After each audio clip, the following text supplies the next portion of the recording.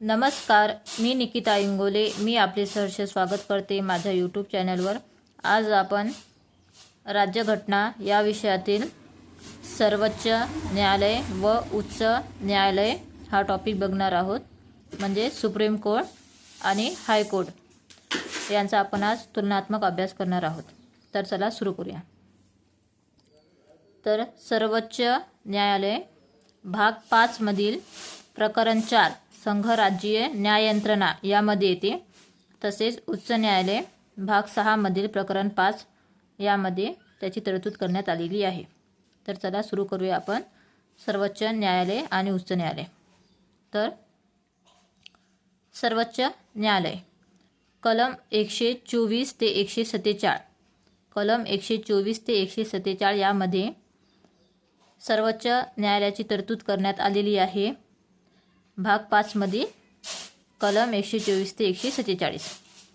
तसेच उच्च न्यायालयाची तरतूद कलम 214 ते 232 यामध्ये करण्यात आलेली आहे. भाग 6 कलम 214 ते 232 यामध्ये उच्च न्यायालयाची तरतूद करण्यात आली. तसेच इकडे आपण बघू शकता नेमणूक. सर्वोच्च न्यायालय आहे ना, त्यांच्या न्यायाधीशांची तसेच सरन्यायाधीशांची नेमणूक पाहता. सर्वोच्च न्यायालयाच्या न्यायाधीशांची तसेच सरन्यायाधीशांची नेमणूक राष्ट्रपती करतात. IMP. सर्वोच्च न्यायालयाच्या न्यायाधीशांची तसेच सरन्यायाधीशांची नेमणूक राष्ट्रपती करतात. तसेच इकडे बघू शकता आपण उच्च न्यायालयाच्या न्यायाधीशांची तसेच मुख्य न्यायाधीशांची नेमणूक राष्ट्रपती करतात. म्हणजेच आपण असं म्हणू शकतो की सर्वोच्च न्यायालय आणि उच्च न्यायालय यांच्या न्यायाधीशांची सरन्यायाधीशांची तसेच मुख्य न्यायाधीशांची नेमणूक हे राष्ट्रपती करतात. तर खाली बघू शकता आपण पात्रता. तर सर्वोच्च न्यायालयाची पात्रता बघणार आहोत आपण. तर भारतीय नागरिक सर्वोच्च न्यायालयाचा न्यायाधीश होण्यासाठी पात्रता बघा.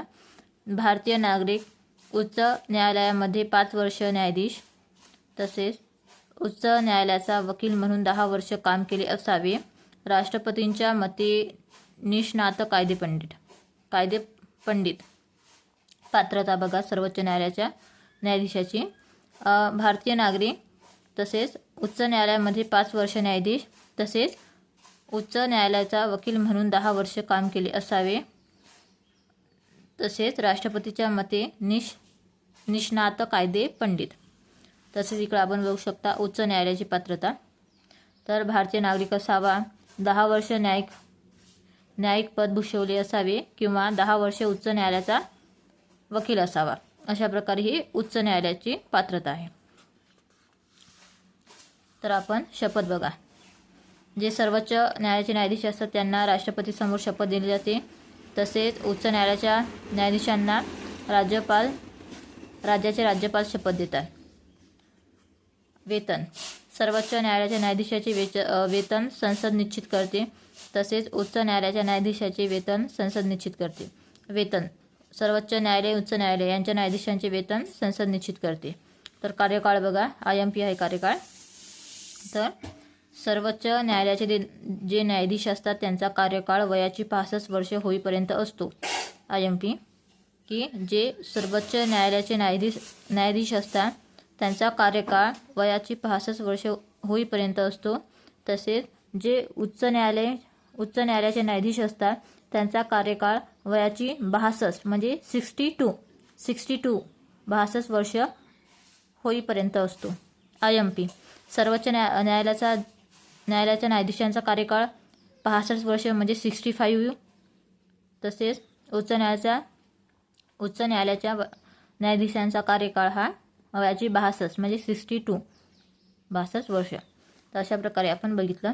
तसेच सर्वोच्च न्यायालयाच्या न्यायाधीशांची पदावरून दूर करण्याचा अधिकार राष्ट्रपतीला आहे.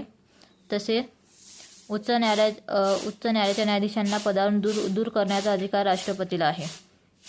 तसेच राजीनामा सर्वोच्च न्यायालयाचे न्यायाधीश हे राष्ट्रपतींकडे आपला राजीनामा देतात.